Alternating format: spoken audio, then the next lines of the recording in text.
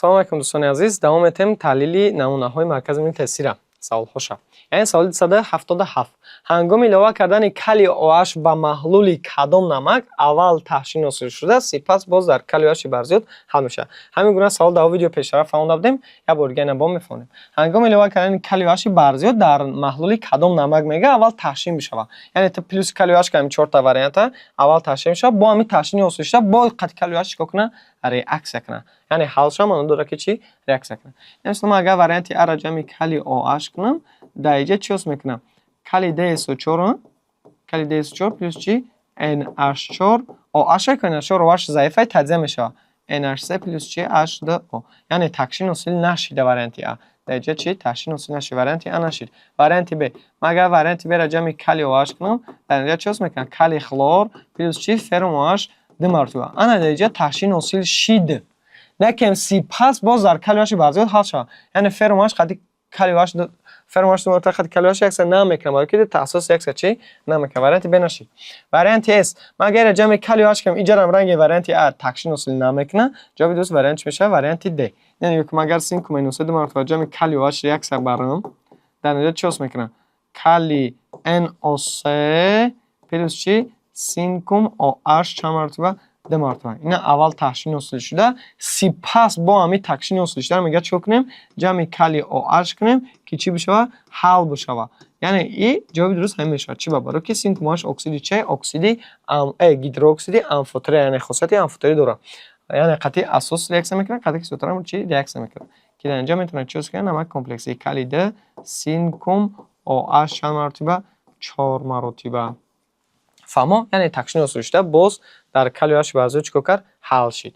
Ҷавоби дуруст вариант Д. Соли 278. Бо ҳамин хел ҷамъи натри OH кунем таҳшин ҳосил шавад ва боз бо як бор дига ҷамъи натри OH кунем ҳал шавад. Хай дар ҷо хуб бисёртар хосияти амфотори дороро бикун. Варианти А намешавад, варианти Б рам намешавад, варианти С мешавад, варианти Д рам намешавад. Ина нигоҳ кунед. ҷамъи калий OH мекунем. Чӣ ба намешавад меги? Чӣ ба намешавад? Хай реаксияша будааст ин бор худтон мефаҳмед. ҷамъи натри OH мекунем, чӣ ҳосил мекунем? Алюминий OH 3 маротиба ҷамъи чӣ? Натри хлор. Ана ҳамин такшини ҳосил шудара, яъне алюминий OH 3 маротиба таҳшине бачаҳо.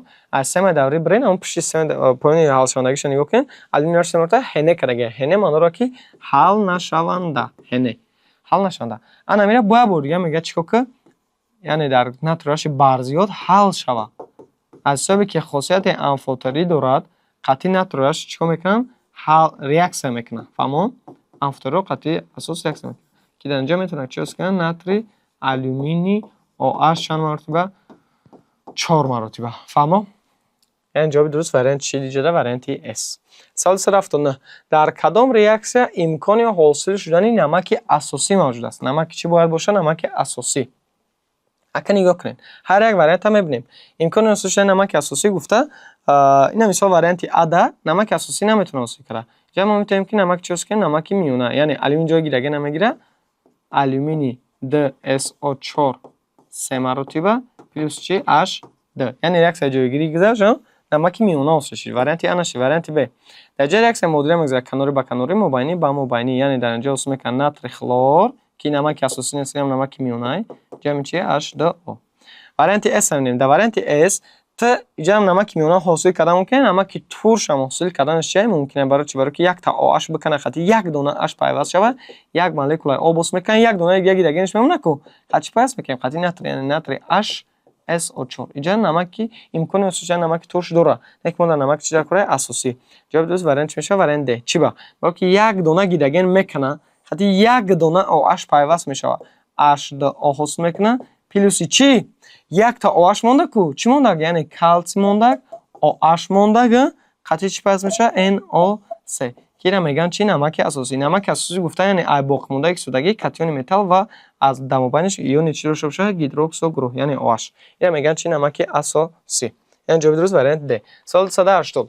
ҳангоми кадом реаксия имкони ҳосил шудани намаки турш мавҷуд аст? хай варианти А дар ранги будафина реаксия ҷойгирӣ мегузарад, намаки миёна, намаки миёна ҳосил мешавад. алюминий хлорса ҷамъи шуда. инҷа дар чӣ гап мешавад? инҷа дар 2 та OH 3 та H. чикор мекунам? 2 та OH меравад, қати 2 та H пайваст мекунад, 2 та HOH ҳосил мекунад. об яъне плюси чӣ мондак?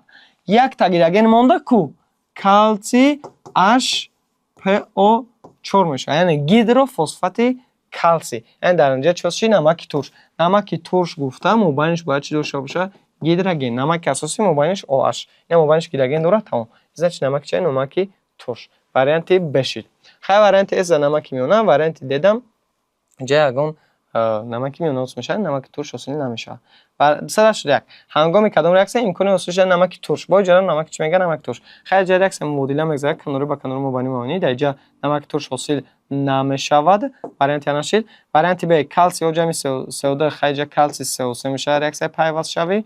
وریانت ب هم نشید. وریانت اس یک تا OH میره وقت یک تا H پیوست میشه، یک تا HOH اصل میکنه یعنی H2O پلوس کلی HSO4. فهمیدین چی با کلی HSO4 برای که یک تا گیدروگنش کو کرده، یک تا گیدروگنش باقی مونده، یعنی کلی HSO4 یعنی گیدروسولفات کلی. نمک چی میشه؟ نمک ترش. وریانت است. سوال 182 گازی را که هنگام سوختن سولفید میس یک ولنتا حاصل شده است از محلول گیدروکسید بری برزیار گذراندند، در نتیجه کدام نمک حاصل شد؟ نگاه که بچه میگه گازی را که یک گاز بده که هنگام سوختن سولفید میس یک ولنتا حاصل شد. سولفید میس یک ولنتا حاصل شد یعنی سوختن پلوس O2 میکنیم، در نتیجه چی حاصل میکنه؟ کوپروم O پلوس SO2. یعنی هنگام سوختن سولفید میس کوپروم O قطعه SO2 حاصل میشه. از محلول گیدروکسید بری برزیار گذراندن. چی را گذراندن؟ از داخل محلول برزیار بری گیدروکسید بری. خوشو بخون گازی را که هنگام سوختن همین حاصل شده است کدامش گاز؟ کوپروم یا که SO2 SO2 گاز. فهمیدین این چیه؟ گاز. گازی را که هنگام سوختن سولفید میس حاصل شده است از محلول گیدروکسید بری برزیاد گذراندن. خوش اهمیت همین گاز حاصل شده، یعنی بری OH دو مراتب برای گرفتن قطعی بری OH برزیاده قطعی چی گذراندن؟ SO2. وقتی که درتون گیرید اگر اساس برزیاد بوده تو باید نمکی میونه حاصل کنید. فهمیدین؟ اساس وقتی که برزیاد شد، وقتی که اساس برزیاد شد اکسید کیسوتگی چی میشه؟ کم میشه. وقتی که اساس برزیاد شد اکسید کیسوتگی اکسید کیسوتگی کم شد نمک میونه حاصل میکنه. وقتی که ترا بگه که بریاش نوراسو یک کم شد چی میشه؟ این برزیاد میشه. وقتی که این زیاد شد نمک چی میشه؟ نمک ترش. یک ما زدید چی باید حاصل کنیم؟ نمک میونه. برای چی نمک میونه؟ برای که بریاش برزیاد دیگه. بری SO2 چه میده؟ SO3 را. بری SO3 پلوس H2O. یعنی میگه در نتیجه کدام نمک حاصل میشود؟ نمک میونه، یعنی بری SO3 سولفیتی بری. سوال 183 باید خیلی گازی رو که هنگام سوختن سولفید رو حاصل شده است، یعنی سینکوم اس چیکار کردین؟ سوزوندین، در نتیجه از سینکوم او حاصل شده پلوس چی؟ H2S. H2S دیگه بچه SO2 بخش بچه SO2 سینکوم اس جمع O2 که سینکوم SO2 اینجا H نیسته SO2. یعنی همون گازی حاصل شده ما توضیحش کنیم گازی حاصل شده ما را چیکار کردن؟ از محلول گیدروکسید کلسی برزیاد گذراندن. از داخل چی؟ گیدروکسید کلسی برزیاد گذراندن. همین SO2 را ایران چی میگه؟ برزیاد. وقتی که اساس برزیاد باشه SO2 چی میشه؟ کم میشه. که در اینجا اسم میکنه نمک میونه. SO2 چی میداره؟ SO3 کلسی SO3 پلوس H2O. کلسی SO3 پلوس H2O. 184 گازی را که هنگام سوختن سولفید رو حاصل شده است از مقدار نوراسو. انا دیدی با رنگ همین سوال پروسه که این سولفید رو هم میگه چیکار کردن؟ سوزوندن پلوس O2 چیز میکردیم؟ سینکوم O پلوس چی؟ SO2. میگم گازی حاصل شده را از داخل چی بگذارن؟ از داخل نوراسوی محلول گیدروکسید کلسی، یعنی کلسی OH نوراسو یعنی کمه. وقتی که کلسی OH کم شد SO2 چی میشه؟ برزیاد میشه. SO2 که برزیاد شد نمک چی حاصل میکنیم؟ ترش. یعنی SO2 چی حاصل میکرد؟ HSO3 را کلسی HSO3 چند مرتبه؟ 2 مرتبه. کلسی HSO3 2 مرتبه، یعنی گیدروسولفیت کلسی حاصل میشه. جواب درست وریانت ا. فهمو؟ سوال 285 آمیخته سیلیسی و فسفر رو پورا سوزانیده. یکم جمله را میخونم مینویسم. آمیخته سیلیسی و چی رو؟ فسفر. یعنی سیلیسی بوده چی بوده؟ فسفر. هر دیامیورا میگه پورا سوزانیدن. یعنی در اینجا سیلیسی O2 حاصل شد. فسفر اگر بزنیم چی میشه؟ P2O5. میگم میاره پورا سوزانیدن محصول آن رو، یعنی محصول سیلیسی O2 و P2O5 محصول آن رو با محلول برزیاد گیدروکسید ناتری گذاردن. با محلول چی؟ برزیاد گیدروکسید ناتری، یعنی همین ده توصیل شده مورا از داخلی چی گذاردن؟ محلول برزیاد گیدروکسید ناتری. وقتی که اساس برزیاد میتونم گفتم چگونه نمک باید حاصل کنی؟ وقتی که اساس برزیاد چی؟ نمکی میونه، یعنی در نتیجه سیلیسی O2 چی هست میکنه؟ سیلیسی O3 را، یعنی ناتری ده سیلیسی O3 پلوس چی؟ H2O. وریانت ب چی؟ وقتی که ایجادم ناتریش برزیاده اکسید سودگی چیه؟ کم. وقتی که ایک کم ایک زیاد چی؟ ایک کم شید ایران با هم خیلی چی نمکی میونه، یعنی میتونیم چی کنیم؟ فسفات ناتری 3 PO4 پلوس چی؟ H2O. یعنی میگه که ترکیب نمک های حاصل شده رو معین کنید. ترکیب نمک های حاصل شده ما چیه؟ فسفات ناتری قطعی چی؟ سیلیکات ناتری. یعنی جوابی درست وریانت ا، ناتری ده سیلیسی O3 و ناتری 3 PO4. اهمیت این در دیگه وریانتاش نمک ترش هم داره، نه نمک ترش جواب شیدن نمیتونه. برای چی؟ برای که ناتریش برزیاده. فهمو؟ باید فقط نمک میونه حاصل کنی. اینا با 286 میگه آمیخته کربن و سولفور رو چیکار کردن؟ پورا سوزوندن. یعنی کربن قد سوزوندن، با چی سوزوندن؟ سولفور هم چیکار کردن؟ سوزوندن. وقتی که سولفور میسازی SO2، کربن هم میسازی CO2. میگه محصول آن رو، یعنی CO2 SO2 را با محلول برزیاد گیدروکسید ناتری علاوه نمودن. یعنی همین CO2 حاصل شده را قطعی SO2 حاصل شده از داخلی محلول برزیاد گیدروکسید ناتری. یعنی در ایجاد هم ناتریش وقتی که برزیاد شد ما باید چی حاصل کنیم؟ نمک میونه. وقتی که ناتریش برزیاد شد چی میشه؟ نمک میونه. ناتری ده CO3 پلوس چی؟ H2O. اینجا هم خیلی ناتری ده SO3 پلوس چی؟ H2O. ترکیب نمک های حاصل شده رو معین کنیم. ناتری ده کربن و 3 حاصل کردیم، قطعی ناتری چی؟ SO3. یعنی جواب درست وریانت ب. سرش رفتم با همی سولفور و فسفر میگه سوزانیدن میسونیم. سولفور اگر بسونیم چیز میکنن؟ SO2. فسفر اگر بسونیم P2O5. P2O5. هر یمی سوزاندگی را میگه محصول اون رو با محلول برزیاد گیدروکسید ناتری علاوه نمودن. با چی علاوه نمودن؟ گیدروکسید ناتری. یعنی SO2 و P2O5 با ناتریش برزیاد علاوه نمودن. ایجاد ما خیلی با نمکی چیز میکنه؟ نمکی میونه. یعنی ناتری ده SO3 پلوسی H2O. ایجاد ما اگر ما پلوسی ناتری OH کنم چیز میکنه؟ ناتری 3 PO4 پلوسی چی؟ H2O. یعنی تو باید نمک چیز کنی؟ نمکی میونه. ناتری ده SO3 قد ناتری 3 PO4 بکوده وریانتو. این جواب درست وریانت S. ناتری ده SO3 قد ناتری 3 PO4. درش میره. سوال 188 میگه که نیترات نقره یک والنت رو سخت افزونیده محصول سخت تجزیه رو در کیسات سراب نیترات حل کردن. اول تجزیه میکنیم. نیترات نقره رو سخت افزوندن، یعنی ارگنتوم NO3 را سخت افزوندن، یعنی تجزیه کردن. هنگام تجزیه نیترات های متال هایش منفعل خود متال میبره، بعد NO2 میبره، بعد چی میبره؟ O2. میگم محصول سخت تجزیه رو سخت محصولش نقره. وقتی که تجزیهش میکنیم محصول میبره چی؟ نقره NO2. سخت ما در جای نقره. میگه در کیسات سراب نیترات حل کردن، یعنی همین ارگنتوم پلوسی HNO3 چی کردن؟ سراب.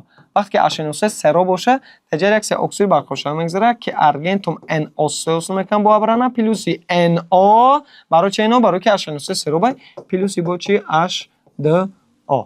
یعنی میگه ترکیب گازی برنگی که در نتیجه حل کنی خارج شد.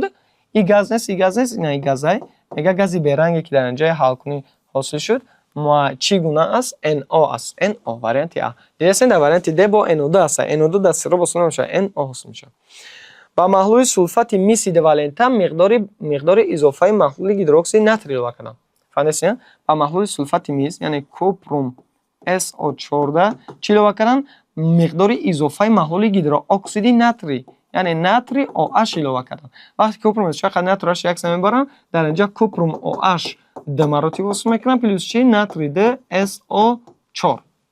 فهمیدین کپر ماش و ناتری SO4 میگه ایلوان نموده تحشین کبود هستشید همینجا کدومش تحشینه کپر ماش خیلی تحشین کبود های بچه کپر ماش تحشین کبود حاصل کردن میگه این تحشین رو سخت تفسونیده یعنی چیکار کردن سخت تفسونیده چی معنی تفسونیده معنی را که تجزیه کردن حرارت بالای چیکار کردن تفسوندن تجزیهش کردن که در اینجا چی اسمش میشه کوپروم او پلس چی H2O هنگام تجزیه گیدروکسید اسمش میشه اکسید اساسی با چی با آب مثلا اکسید متال اکسید اساسی اکسید متال میگه خاکای سیاه حاصل کردن ترکیب خاکای سیاه چگونه است میگه وقتی که همین تجزیه کردن خاکای سیاه چه خیلی آب خاکای سیاه نیست کو کوپروم او بچهای خودچه خاکای سیاه ترکیب خاکای سیاه چگونه است کوپروم او وارینت ب سوال 190 با محلول سولفید ناتری یعنی ناتری 2S چی لوا کردن میگه مقدار اضافه کیسوت خلورید جمع چی کردن H خلور که در نتیجه چی کرد ناتری خلور پلس H2S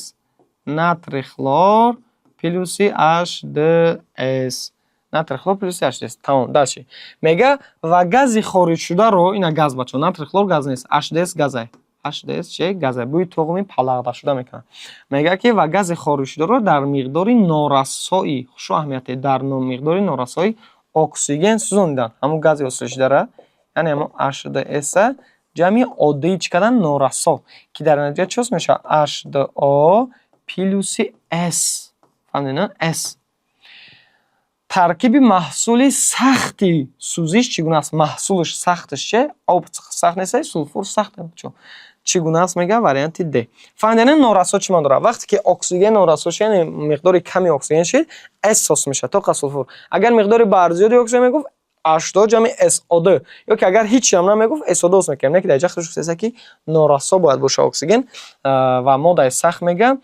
چه سولفور 190 یعنی جوابش د 191 میگه که با آمیخته آهن و میز کیسوت خلورید تاثیر کردن فهمیدین نه آمیخته آهن و میز ده کیسوت خلورید تاثیر کردن می‌نویسیم آمیخته چی گفتیم آهن و میز چی تاثیر کردن کیسوت خلورید اگر من فرم جمع H خلور کنم فرم جای گیرگی نگرفته میتونه که قطار شدت الکتروشیمیایی متال ها نگاه میکنیم پایین سیستم دوری که در اینجا چوز میکنم فرم خلور د پلس چی H د بعد کوپرم جمع H خلور میکنیم کوپرم جمع H خلور یک سن نمیکنه بچه‌ها میره برای یک سن نه برای اینج وقت کوپرم جمع H خلور یک سن نمیکنه چی برای که کوپرم جای گیرگی نگرفته نمیتونه قطار شدت نگاه کنیم پایین سیستم دوری در اونجا اول گیرگی نه بعد کوپرم یعنی کوپرم جای گیرگی نگرفته نمیتونه تمام میگه با محلول حاصل شده ما چه یعنی فرم خلورده یعنی فرم خلورده خط شده مقدار اضافه هیدروکسید ناتری لوا کردن یعنی چی لوا کردن هیدروکسید ناتری یعنی فرم خلورده را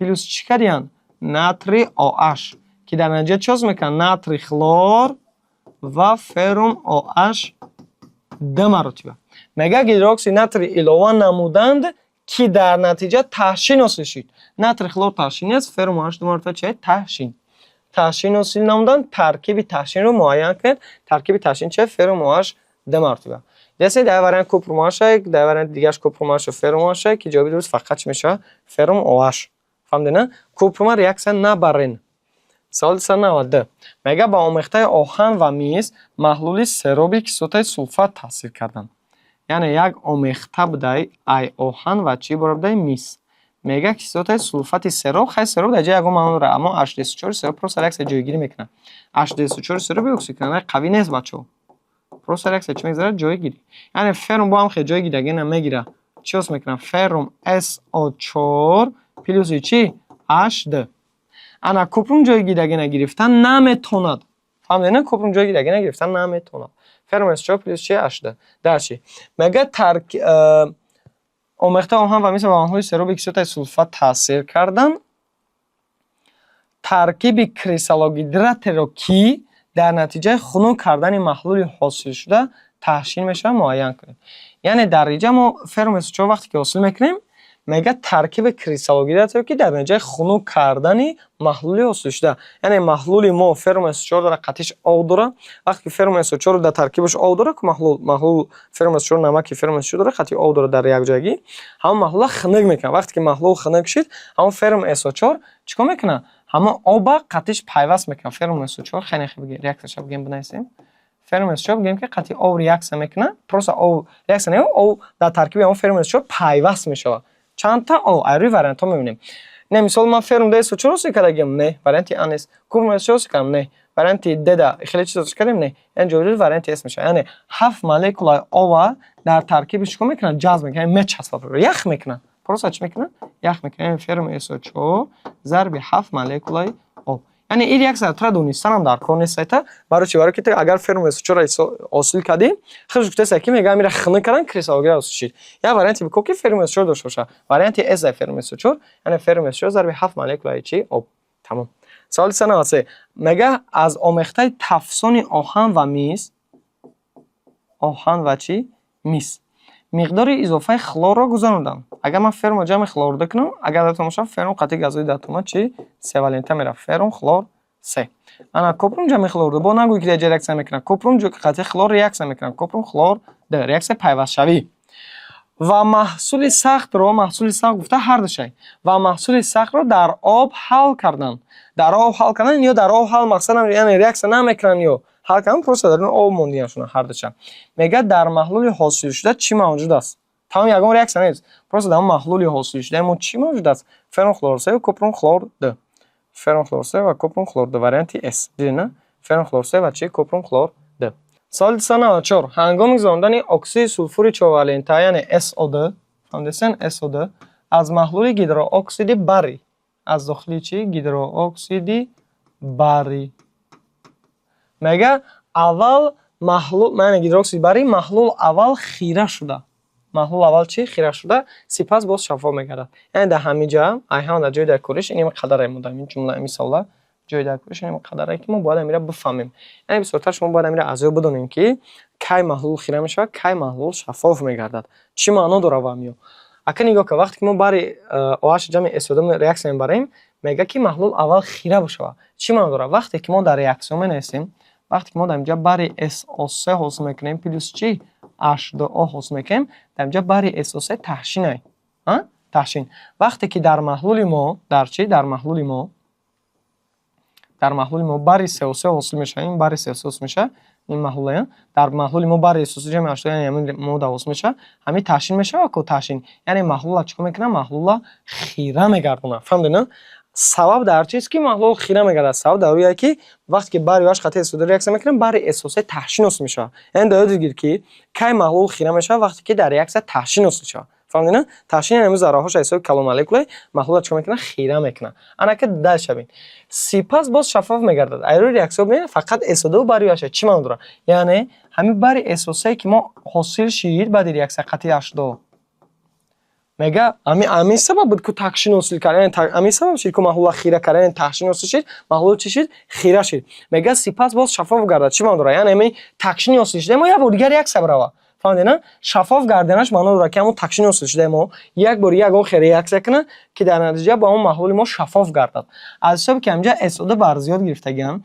SO2 با ابران یک بار یک قطعه اینجا ریاکسیون میکنن برای SO3 قطعه SO2 H2 ریاکسیون میکنن که در اینجا اسم میکنن چی گیدرو سولفات چی گیدروسولفیت باری HSO3 دارد که تحشین است یعنی تحشین حل کرد یعنی تحشین نابود شده این تحشین همین در اون محلول بود شده البته برای HSO3 که حل شونده ای بگیم که محلول خیره نمیکنه یعنی از همین یعنی دو تا ریاکسیون گذشت یکمگی ریاکسیونش همین SO2 جمع برایش میکنیم تحشین حاصل شد جمع H2 همین تحشین محلول چیکار کرد خیره کرد فهمیدین دیمگی ریاکسیونش ده برای SO3 جمع H2 جمع SO2 یا بر ریاکسیون کرد گیدروسولفیت برای حاصل شد که محلول چی شد شفاف گرد یعنی تحشین بگیم که حل کرد ابران خیره شویش چی شد شفاف شد سوال بیاکش میگه از سبب کدام ریاکسیون محلول خیره میشود یعنی سبب در کدام ریاکسیون بود که محلول خیره شد ریاکسیون یکمگی شد یعنی SO2 قد برایش ریاکسیون کرد چی حاصل کرد تحشین وقتی که تحشین که حاصل شد در اینجا چی گپ شد در اینجا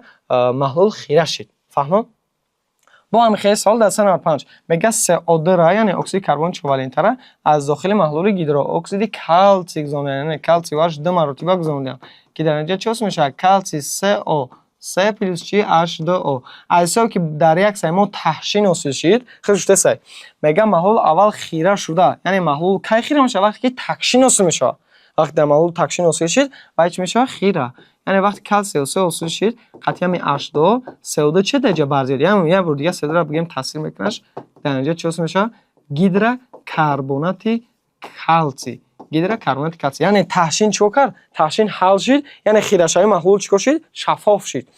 кай маҳлул хира мешавад ҳисоби таҳшин ҳосилшавӣ, кай шаффоф мегардад аз ҳисоби ки таҳшин набуд, гар реаксия кунад, ҳалшаванда ҳосил кунад, маҳлул шаффоф мегардад.